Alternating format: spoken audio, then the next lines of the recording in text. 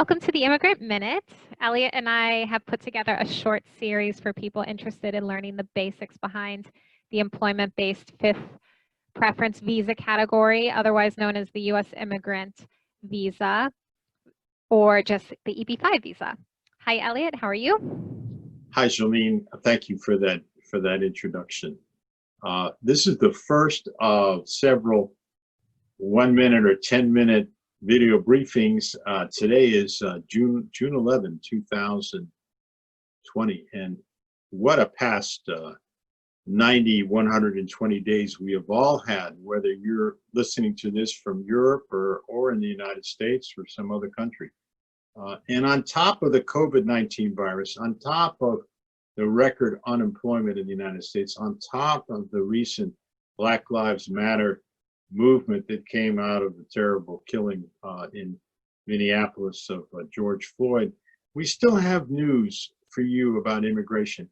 In fact, probably between the lines, thinking about it, immigration has become even more important because everything's gotten shut down. The flights have been canceled. The borders have been closed. The consulates aren't processing visas.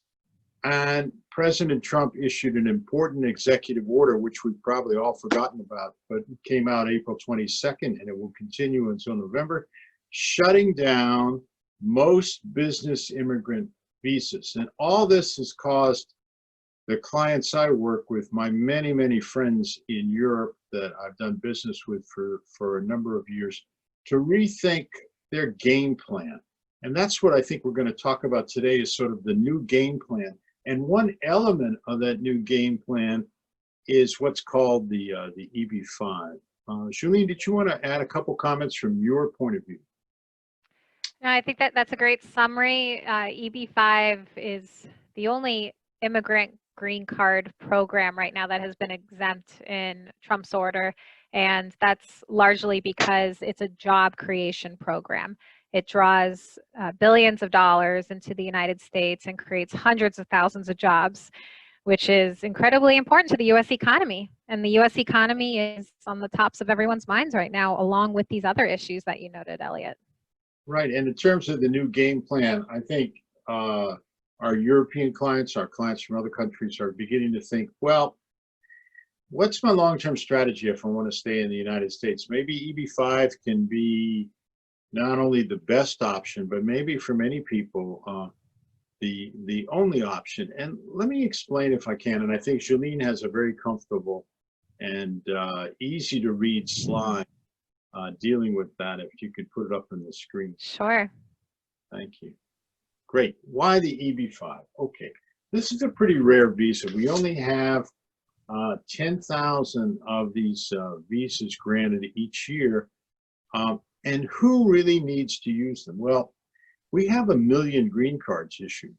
So for people that marry a U.S. citizen or people that get sent over to become president of a U.S. company and the company's willing to sponsor them for green cards, this really doesn't apply to them. What this applies to are a number of situations. For example, retirees. There are a lot of people that want to retire into the United States that view it as a safe and wonderful environment to live. They may have been visiting for a number of years, and they're not tied to any particular employer. They don't have any family relations here that could sponsor them. They're good candidates. The second thing is children. Very often we have Europeans who are transferred here for employment purposes, and then they're transferred back to Australia or to Europe, and they want to continue their careers. The children, however, have gone to high school here.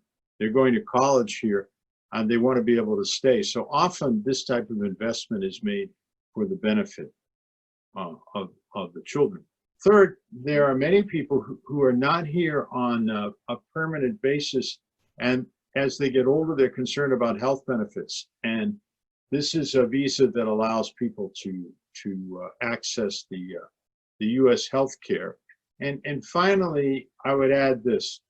There are persons who have started their own businesses, want to retire from the business, or don't want to be actively involved in the day-to-day running of a business, but still want to be able to live here permanently.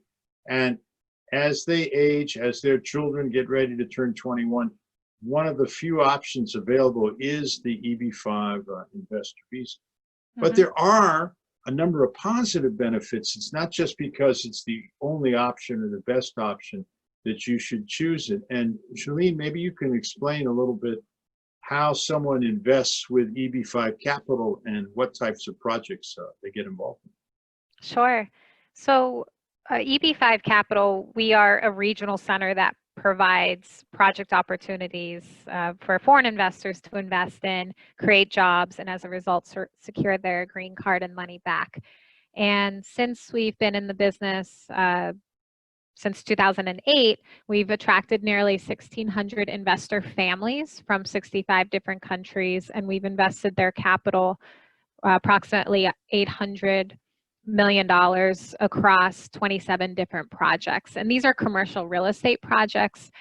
So we've financed various hotels under the Marriott and Hilton brand names, as well as multifamily apartment deals, retail mixed use, and a few others. And this is our project side, so you can see some of our renderings of where our projects are from. So we've done a lot of work in Washington, D.C., California, New York City, and other parts of the country. So let me see if I understand this. So for example, if you have a project for multifamily, you might have a bank come in with the mortgage. You might have the developers come in with what's called equity. And then there might be mezzanine financing that's sort of missing. And that's where you group investors so that they can come in and participate in this type of project? Correct. They typically invest in the mezzanine or preferred equity position, which is after the bank, and they're preferred over the developer. So when they're repaid after the senior lender, the bank.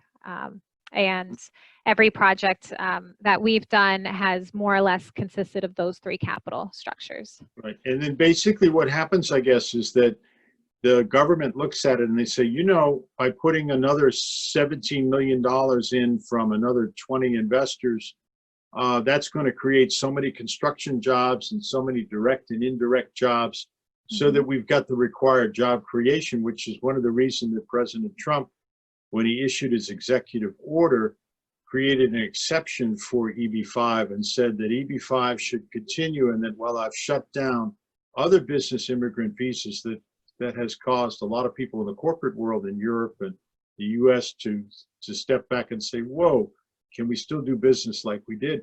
The EB-5 program is going forward with a full government endorsement, correct? Correct. Yeah. Over the past 3 decades, if you've looked at the amount of capital that has been invested in the United States just from EB-5, it's approximately $30 billion, and that has created hundreds of thousands of jobs.